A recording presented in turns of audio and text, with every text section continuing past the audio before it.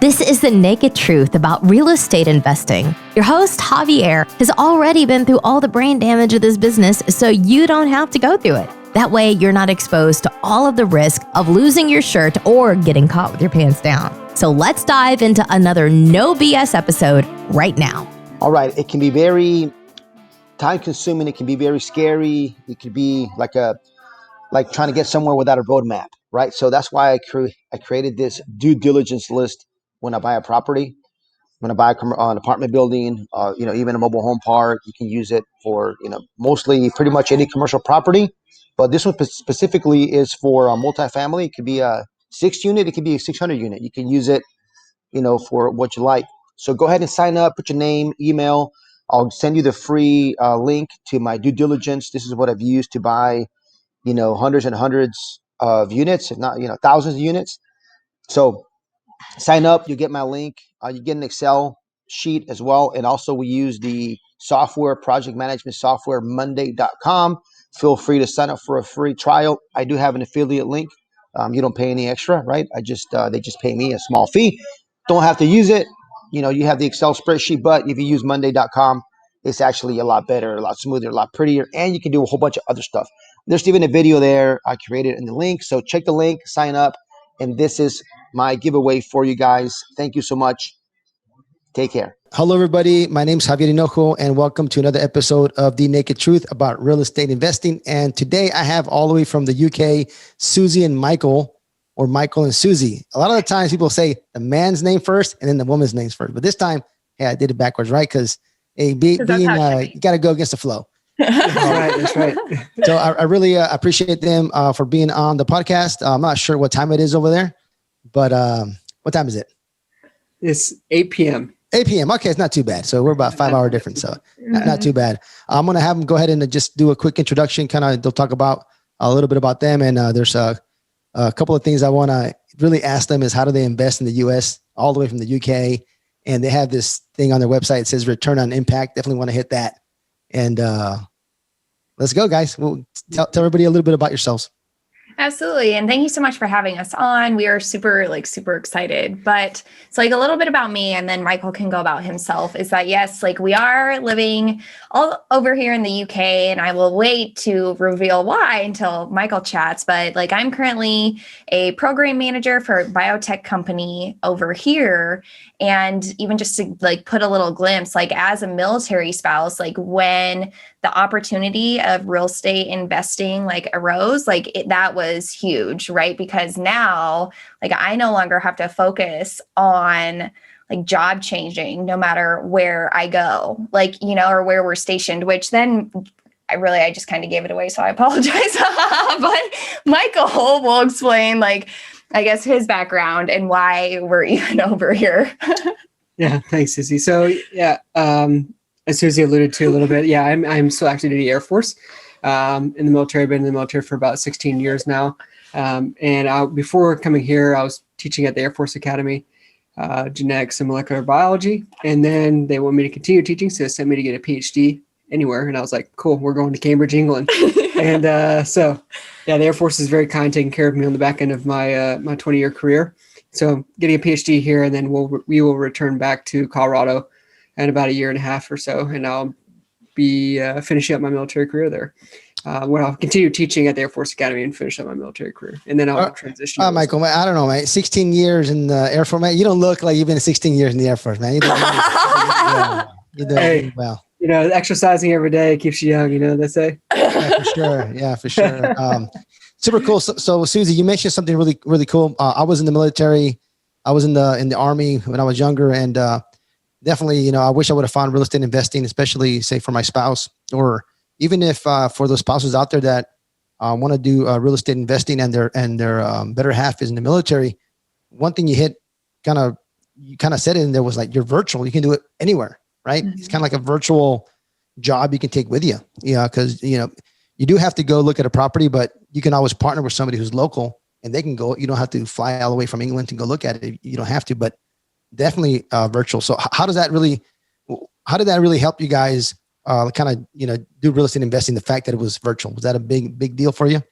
Yeah, so that's actually what started it all, right? So when COVID-19 and all the lockdowns happened, like over here, our first lockdown was a little over 100 days, but we didn't know that at the time. And like lockdown over here meant we could only leave the house once a day to work out or go to the grocery store, like the pharmacy.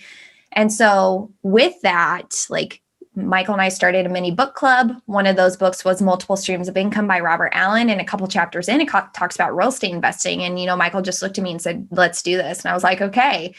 And once we found out that the whole world had gone virtual, not just like bits and pieces, that was our greatest opportunity, because we now got to meet people from all over, like we were meeting people from meetups that were usually in person, but had to go online. We were able to attend conferences that were always in person, right? And now they had gone online. So like it literally exploded it all, because that's even how it started. But even now, right, because of all the connections we've made virtually, it does not necessarily matter if any of the meetups go back to in person, because we already have those connections and those relationships. Yeah, I mean, for sure. COVID-19 definitely changed a lot of stuff from, as far as everybody working, right? Everybody got used to, a lot of people wanted to meet face to face, and now, hey, let's just do a Zoom call, right? That's just the way it is. And for you, Michael, so as far as, being in the military, you got career, you got a few more years, maybe you stay a little bit longer, maybe you retire at 20, but, how important was that to you, right? Being able to be virtual, basically anywhere. Yeah, it's huge. We just took advantage of like the time that we had. I was away from the lab. All my work I was doing was, wet lab research. And so as I was home and I couldn't really do anything in the lab, like I did work on my report for my PhD and things like that. But besides that, like Suzy said, everything was virtual, and that was huge for us, because we could build those relationships. We can join networking events that were in Washington State, in Texas, wherever, right? And meet people. And that's how we met all of our partners. And that's how we met most of our investors. And that's how we've met our mentor as well, right? So it was huge. It was a silver lining for COVID for sure. Well, Suzy, so you mentioned you read a book by Robert Allen. Have you ever get a chance to meet him? No, I wish. That would be cool. I have a call with him in about an hour and 45 minutes. You do not. Yeah, well, we're going to be here with you. In the previous podcast, I mentioned we're doing a Teen Millionaire Challenge. So a friend of mine, Tin Mai, and then and Robert Allen, they chose me as a multifamily guy. We're going to have like 20 teenagers come to Raleigh, North Carolina, and then we're going to mentor them for 2 weeks. They're going to go off for a year. And, that's basically it. Big picture, right? And Robert Allen's phenomenal. Cool. Yeah, definitely. He'll be out here in Raleigh, and it'll be pretty cool. So I'm actually surprised. I'm happy you mentioned Robert Allen there. Yeah, no, that's amazing. Wow, nobody ever knows who that is. I know. Great. It's like, yeah, Robert Allen, of course, man. Robert G. Allen, by the way. Everybody out there, Google him. Man, he's got a lot of books out there. So a lot of good stuff. A lot of people started real estate investing just because of him, or just kind of started thinking outside the box. He's got a lot of cool stuff out there. So, absolutely. Hey, I want to hit another. You guys, I was looking at your website, and you have this saying kind of pretty much in a few places, and it's called return on impact. So which one of you wants to answer that? What does that mean? Yeah, no, I can. And so the main thing is that like we focus on a different ROI, right? Because more often than not, like you're not hearing about impact and what that is. Like you're just hearing about return on investment. And so for us, like return on impact, like if I break it down to what it means to us, it's like serving beyond our four walls. And what that means is that like in this space, like especially with the residents, right? Because we're in the world of apartment syndications, like how can we impact them while also impacting our investors? Like we want an equal footing for everyone, right? Because like there are almost 8 billion people in this world, right? And if even half of us like try to impact somebody positively 1% every day, like think amazing how that ripple would be. And so that's what we're just trying to do. So like in our business plan, we make sure to implement or like allocate enough money to be able to make a positive impact in their lives, whether that's adding like in-unit washers and dryers so that they don't have to go to a laundromat anymore and they get all that time back, or making sure that we are having consistent resident and community events, like adding stuff to the property that doesn't necessarily just involve like a traditional unit renovation, like we want to make these places a safe space, in a space where people like are thinking beyond surviving, right? Like we have the basic need of shelter covered. What can we do from there? Because like resident retention is truly like the best complement, right? Because they want to stay. And so we want to make sure that we're like building communities where like they feel appreciated, right? Because all humans just want to be heard and acknowledged. And we want to make sure that our residents are also people who are being heard and being acknowledged. And so we just try to go like above and beyond, right?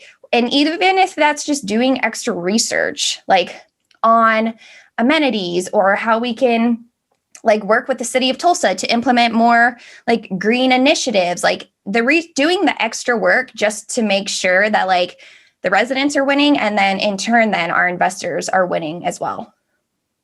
Yeah. So one of the biggest things, right? A lot of people that, buy multifamily or lease out space, to tenants, right? If you think about it, they're actually our clients, right? Mm-hmm. And a lot of times people don't see it that way, so yeah, you got to definitely take care of your clients, especially if you got really good ones, and how can you make their life a lot easier? So that's pretty cool. I really, not many people do that. So kudos on you too, to be part of your mission. Yeah, absolutely. And to leverage like what I've learned in the military as well. Like one of my commanders, like somewhere along the line, I don't remember exactly who it was, and maybe I could trace it back eventually, but he always said like people first, mission second, right? So like we've kind of adopted that in our business, right? And that plays along with ROI, return on impact, because we do care about the residents first, right? Like we want to take care of them first. We can always explain, hey, we had to spend an extra $5,000 to fix this person's flooded apartment or something like that, right? Or something, right? Because we need to make sure that we're taking care of the residents to make sure that they are living in a safe place where they can thrive versus survive. And then we can then focus on returns after that. So why don't you guys tell me a little bit about kind of your real estate journey, just big picture? Where do you guys start? Where you at, and like, where are you going with it? Absolutely. And so like everything started like last March of 2020, right? And we actually had like a false start into real estate investing. Like initially we found out the world of Bigger Pockets, right? And through Bigger Pockets, it's really focusing on single family homes. And so just to do like big picture, we had set up a team and everything in Cedar Rapids, Iowa to do BRRRRs. So buy, rehab, refinance, rent, repeat. Okay, I got it. I was like, I remember. And we were in the process of closing on 2 properties, and an inland hurricane went through. So no water, just wind, but it destroyed so much of the city that we had to take a step back and say like, okay, well, our 5-year goal was to get into multifamily. So we're just going to have to do it now. Right. And so that's really when we pivoted, and we pivoted like August of last year. And then from there, just like the education changed, the networking, how that changed, we started investor calls, we started pumping out more content, just because like you need to have so many touch points, when you're not meeting people in person. And so I guess from there, we closed on our first asset in February, and that was an 88 unit. And then at the very beginning of July, we closed on our second, which was 100 unit, both in Tulsa and the Tulsa MSA. So that's very big picture. Yeah, we're under contract for a JV opportunity right now as well. So. Mm-hmm. Oh, super cool. Same area around Tulsa. This one's actually in Arlington, just because one of our partners is based out of there. So out of Virginia, right? Texas. Arlington, Texas. Yeah. Okay. Oh, that's right. There's also Arlington right around there. Yeah, right between Fort Worth and Dallas, I think. Yeah, for sure. Look, guys, so something you said, it was key, Suzy, was, hey, you guys wanted to do a single family, so you went to Bigger Pockets. You said, I'm going to do the BRRRR method. You were focused. Unfortunately, there was a tornado, but you said, hey, we want to do a multifamily 5 years from now.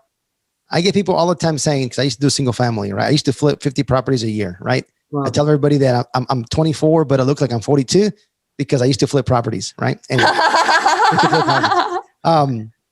but I tell people like, hey, eventually I want to get into I get that all the time. Eventually I want to get into multifamily, and I ask them, why eventually? I mean, what are you waiting for?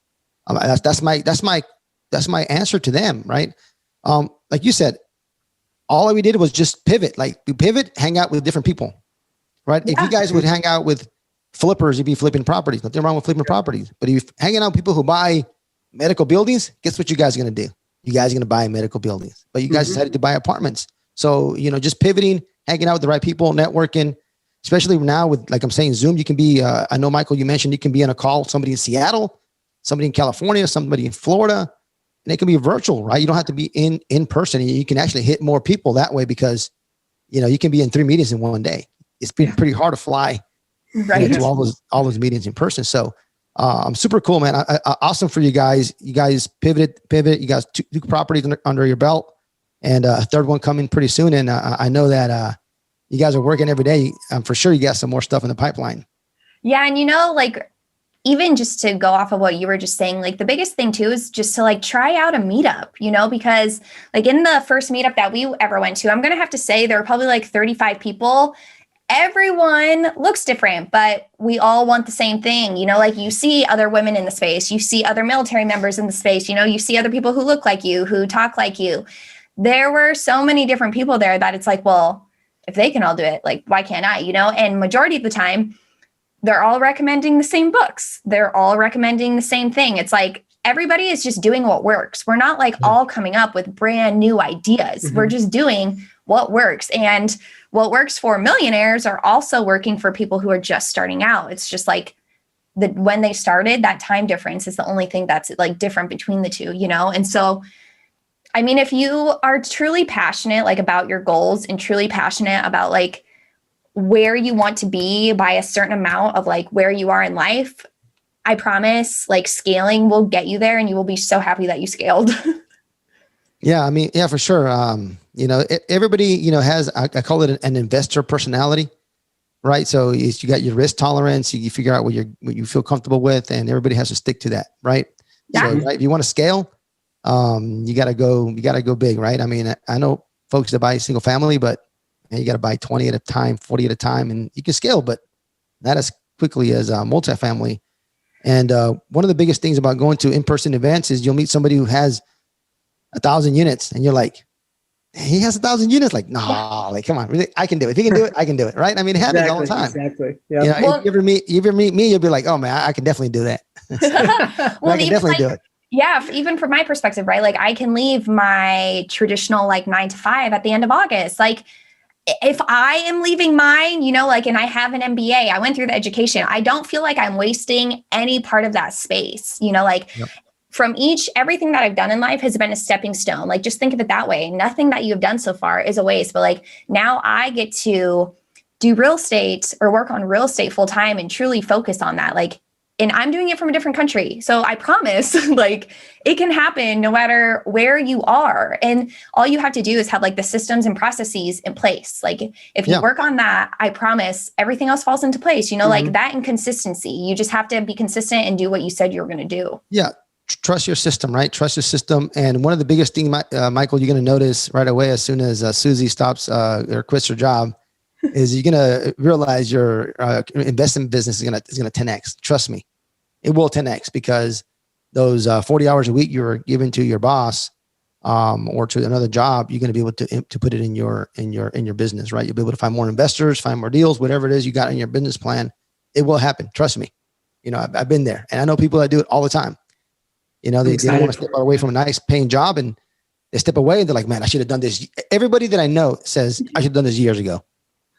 Right. We're all just used to the comfort. It's comforting, but trust me, you get comfortable in real estate investing really fast. Right. So yeah, we're growing up with this mindset with a 9 to 5 is something that's safe, but it's you control nothing what goes on really. Right. You don't control what your boss does or what the company ends up doing. There could be some scandal or whatever, and then your company goes up belly up. Right. That is not safe. Investing in yourself and running your own company, like Suzy's going to take over ours, and do that full time. That is safe because because it's me. Yeah, no, I'm just kidding. Yeah, because it's Suzy. But what we're producing is all based on her, right? So that's safe to us, right? But it took a mindset shift for us to be able to realize that. Yeah, because we think a career is a traditional W-2 is our identity, but it's not. Who we are as people is our identity, and you as a person will be who you are in your traditional 9 to 5 or in your business. It's who you are at your core, not I don't know, for me, it'd be like program manager for a biotech company. That is not my identity, you know? Yeah, for sure, man. I love you guys' energy. And I got a couple more questions for you. So one of my question is what's the biggest, how long you guys been together? How long? We have 3 years. Going on 3 years. 3 years. And then investing together a little bit, what, a year and a half? Yeah. All right. So what's the biggest challenge? I'm going to ask Michael. No, I'm going to ask Suzy first. What's the biggest challenge working together with Michael? So the biggest challenge, okay, actually, so I can just say it. So like sometimes he wants to run, his motor runs longer than mine. So I guess that's the challenge, right? Because I think like as much as I'd like my motor to run as long, it just doesn't. And so that's a challenge, right? Whereas like in a traditional 9 to 5, like 5 comes and I can be done. But like in this business, we're not to the place where I can just be like, oh, we're done. I mean, we are. I can technically say we're done, but I feel bad. Whereas like I don't feel bad leaving my workplace at 5 because those are my contracted hours. For sure. All right, Michael. Hey, we can have her leave the room and we can have a chat together. No, I mean, so what we did early on in the business, so like from very early on, like we were kind of all we both were doing like the same things and butting heads on that. Like, and so we took a step back very early on and said, okay, I'm going to focus on acquisitions, broker relations, underwriting, things like that. You're going to focus on, Suzy's going to focus on marketing, investor relations, everything like that. And then we can kind of focus on 2 different swim lanes. So like at the very beginning, so that has kept us from like stepping on each other's toes and like getting upset with each other and things like that. But now I've learned to, because of Suzy, she's done it like, 7 or 8 o'clock at night and she's ready to kind of wind down and go to bed. So like, I know, okay, we wake up earlier and that is her green zone. Great. Her green zone. So we're still learning each other, like how to work with each other even better, but and be more efficient at working with each other. But I think we got it hammered out pretty well right now. And of course, we're just tweaking everything. So yeah, like in our relationship, like I'm the person who doesn't need coffee in the morning. I'm just like, ready. And he's like, whoa. Yeah, I could stay up till midnight working on things, but then in the morning I'm getting better though. So I do wake up at 5. I get my titer of coffee up, a couple gallons or something like that, and I'm good to go. So. Hey, look, guys, it's awesome working together. It's it says, there's always some challenges. Every time my wife listens to one of the podcasts and I ask somebody if there's a challenge working with their spouse, she'll text me. She's like, when are you going to have me on? Like, oh, geez, no, I don't want to have you. It'll be like a 2-hour podcast and I'll come in with a football helmet and some pads. I'll get beat up pretty good. So I'll definitely get beat up pretty good. But funny. It's nice, right? To be able to work together as a couple and eventually everybody finds their role, right? And then you guys move forward. So that's super cool. I'm glad you guys are doing this podcast together so as well. Yeah. So, right, like guys, when your like passions and dreams are like intertwined, like everything just runs so much faster and so much smoother. And that's just like really how we saw it, right? There wasn't ever a thought like, oh, we'll do this separately. Because it's like, well, if everything about us is pretty much intertwined, this has to be as well. Mm-hmm. Yeah, for sure. I mean, definitely, right? And if you guys are on agreement and you guys can work it out, it's always better, right? It just makes it a lot easier, a lot smoother.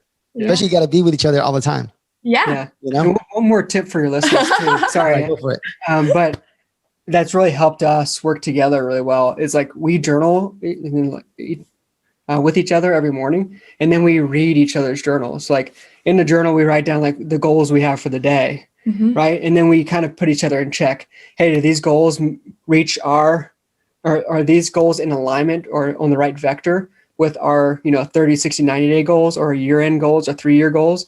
And so like we were able to put each other in check at that point. So we're not just working on something that's kind of like off on the sidelines, if that makes sense. So. Oh, that's super cool. Yeah, you guys are kind of having your company meeting every morning. Yeah, exactly. Right? It's like, hey, let's kick off. Let's go. Make sure everybody's in the same line. It's just a company meeting. That's awesome.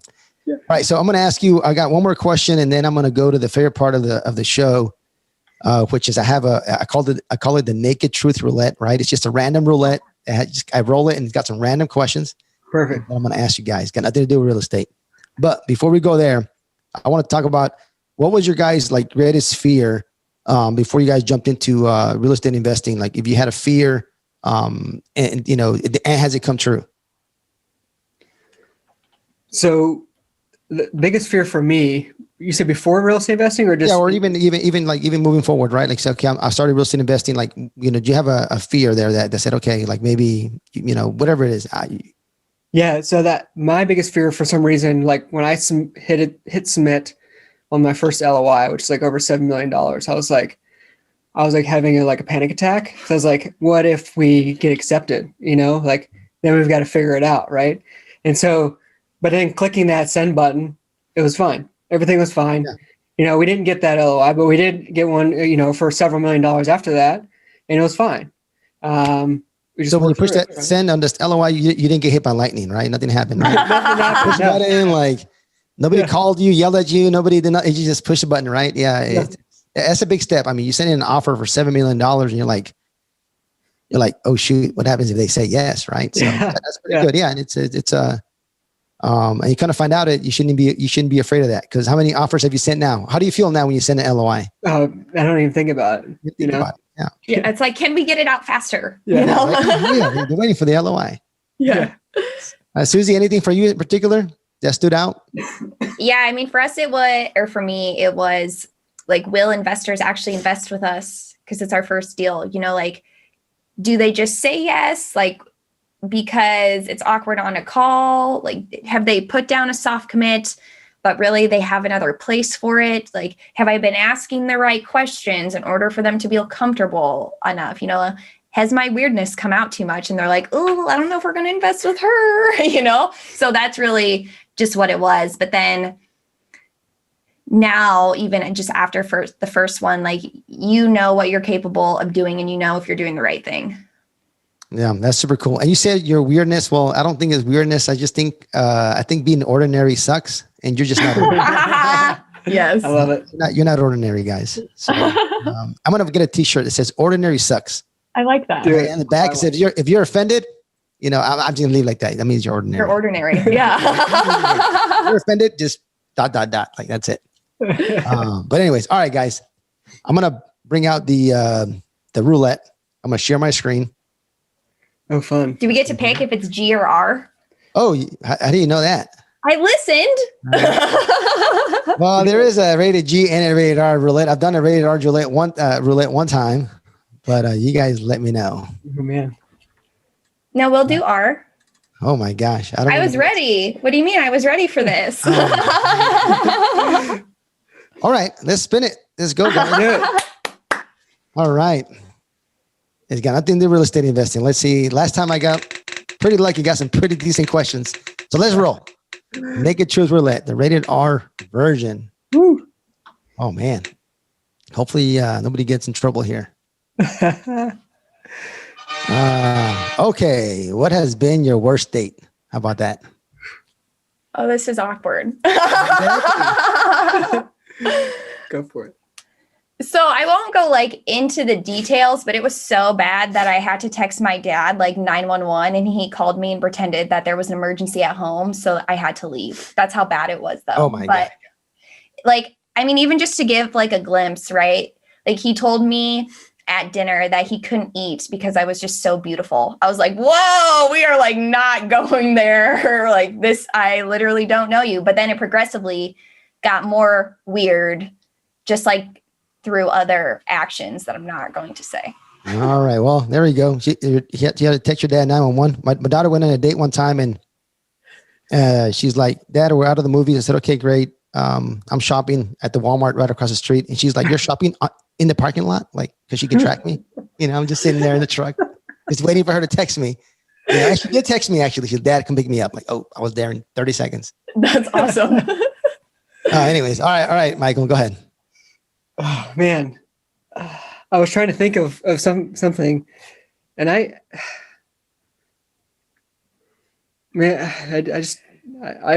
drawing a blank. You gotta say hey man, all my dates were good. Yeah, I mean, I can't think of a really negative experience that I've had on any of my dates. He doesn't remember any of them before me, and That's after right. they were all phenomenal. Second, All right, if there's something bad happening, I can usually turn around somehow. And if they had a bad experience, it was on them, not on my side, right? So. That's a good idea. All right, let's go with question number 2. Hopefully this question. Yeah. It says like, it's a good question because honestly, I don't remember what's on this roulette, guys. I'll be 100% honest. I don't remember what's on here. Oh, okay. Let's see. Oh, I think I know what this is going to be. Oh my gosh. Okay. If you could take anyone of the opposite sex on a 7-day, no restrictions, exotic trip, who would it be? And I already have 5 people in my mind. Matthew McConaughey. Oh my God, that's what I was going to say. Oh, there we go. Yeah. Matthew McConaughey. Opposite sex. Opposite sex, man. Opposite sex. Yeah. It's okay. No. Jennifer Aniston for sure. Oh, Jennifer Aniston. Awesome. Yeah. I mean, I was like, McConaughey. Matthew McConaughey. Yeah, that's right. There you go. What does he go? He says, all right. Yeah. All right. Yeah. All right. It's not too bad, guys. You're going to get a lot of people investing in you guys now because now they know you guys personally, right? There you go.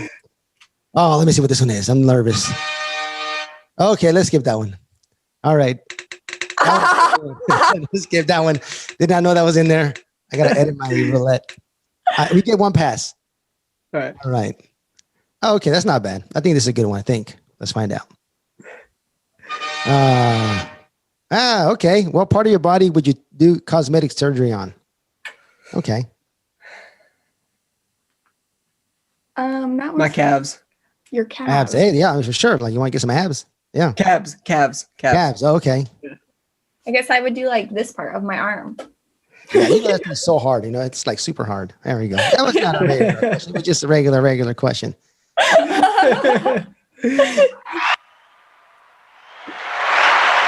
You guys, it was only 3 questions. I know you guys want to keep going, but no, that's it. It was just really good sports and taking the harder roulette, which I hadn't done it in a while. And honestly forgot what was actually in that roulette. So it's totally fine. It was fun. It's all good. I got to go back in there and do it. So you guys are great sports. I appreciate you guys being on the show. And I know you guys have a podcast. If you want to tell everybody what your podcast is and how can people get a hold of you? Absolutely. So thanks for asking. Our podcast is the Adventures of a Real Estate Investor. And what it focuses on is that like we interview real estate, not anyone's, just like anyone as in like they are ordinary, anyone can do this, and how they're creating an impact in their community or in their family while leveraging real estate investing. So really it's just showing that like through real estate investing, you can create huge impacts. And we just want to, showcase it to the entire world. But then you can also find us on our website. So adventurousrei.com/info. And there we have like our LinkedIn profile, our YouTube channel, our podcast. You can learn more about return on impact. And we choose that because we know that everybody like wants to reach out in a different way. So we just put it all in one spot to make it easier. Yeah. You guys have such a nice website. It flows really good. Thanks. It just flows really nice. A lot of love went into it. So I'm glad. Yes, I put it together, spent a lot of time and energy, like really putting the thought and process into because it flows really, really nice, guys. Thank you. I was very impressed. Just to add on to the YouTube channel, it's something we just launched on July 1st, actually. And we're actually rolling out we're doing 3 videos a week. So we have a podcast video on Tuesdays. On Thursdays, Suzy talks about something mindset related in real estate. And then on Saturdays, I release a video that's more real estate specific. Super cool. All right, guys. So go ahead and subscribe to the YouTube channel and go check out their website, which is what is Impact REI? What is Adventurous REI. Sorry, I apologize about adventurousrei.com. And it's of all things, just go check the website. It's pretty cool. So they definitely took the hardest roulette. So let's get them some subscribers to YouTube. So guys, I really appreciate it being on the show. Michael, thank you for your service. Appreciate it. Enjoy the UK and tea with milk. I don't know. That's a thing. I love it. It is. I've never had it. I love tea. I love coffee, but I got to try some tea with some milk or half and half. I don't know what they put in there. Yeah, there's put whole milk or something like that. Whole milk. Okay. Awesome. Well, appreciate it. Again, Thank you so much. I'm Javier, your host. Don't lose your shirt. Guys, thank you so much. You guys I love your energy. It's like, I'm ready to go do 5 more podcasts. Yay. Awesome. Yeah, that was a lot of fun. Hey, who edits your guys' podcast? You guys do it yourselves or you guys have a third party? Streamline. Yeah, third party. Cool. Streamline podcasts. And yeah, I never want to edit a podcast. Yeah, I was going to say, because I would recommend that. Definitely recommend. Just want to record. That's the best go part. do something else, right? Yeah, exactly. YouTube videos, go do something else. Yeah, don't spend time editing the podcast. No. Yeah. We don't have enough. There's no time. Yeah, there's no time. Oh yeah, for sure. Cool. Well, yeah, I would love to come on your podcast at some point. You guys have my email. If you guys have a calendar link or something, you can send me. I'll be more than happy to jump on. Yeah, let's do that. I'd love for you to share more about the teenagers that you have that are coming. That's really cool. It's gonna be pretty interesting. It actually starts in about 12 days. Cool. That's awesome. Yeah, we're actually trying to pitch it to Netflix, and we're like, we got a shot. We might have a shot. That's phenomenal. Wow, that's awesome. That'll be awesome. Definitely has to be Netflix. That's documentary. Yeah. If it's like a TV show, it's gotta be more reality. I'm not really into the reality. I'm more into the documentary side. Yeah. That's really cool. That would be awesome. Yeah. So sending those vibes your way. Yeah. All the good vibes. I hope to meet you guys some point. We meet up in some kind of event somewhere, some point down the road when you guys come back. Yeah, absolutely. Where are you physically located again? I'm in Raleigh, North Carolina. You're in Raleigh. Okay. Nice. Yep. Okay. Yep. Cool. Awesome. Yeah. Thank you so much again. Yeah, thanks. Thanks, Javier. Bye. You're invited to leave an honest written review and share this episode with a friend. Thanks for listening, and we'll see you on the next episode.